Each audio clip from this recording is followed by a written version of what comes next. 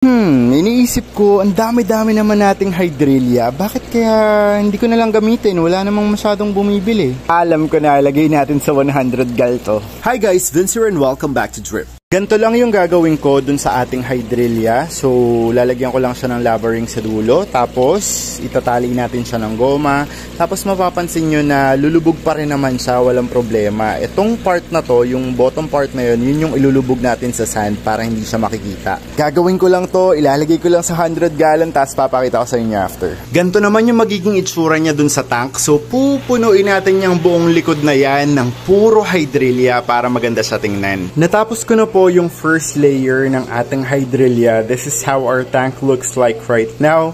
From super scarce, sobrang lush and dense na dense yung ating aquatic plants dito. Gawa ng napakadami nating hydrilla. Siguro blessing in disguise na din yung mga hydrilla natin. Hindi ko naman naisip na magagamit ko siyang gantong klaseng background plants. Pero tingnan nyo, napakaganda nung nabibigay niyang kulay sa ating tank. Sino ba naman mag-aakalang parang simpleng floating plant lang yan na pinagkumpul-kumpul tapos tinanim sa lupa and boom, tingnan nyo yung itsura ngayon, sobrang ganda. Hindi pa natin naaangat yung tubig so hindi pa natin siya masyadong ma-appreciate, pero maglalagay pa ako ng few layers dito sa may unahan na to, tsaka medyo dun sa part na yun tatapusin ko lang to tapos papakita ko sa inyo ulit. This is how the Godzilla tank looks like right now pagkatapos kong itanim yung mga sandamakmak na hydrilla dun sa aking drip plant box. As of right now, hindi pa crystal clear yung tubig kasi tinabunan ko ng sand yung mga tinali nating hydrilla dun sa likod ng ating 100 gallon Godzilla tank. We'll just wait for the water to clear up tapos bibigyan ko kayo ng update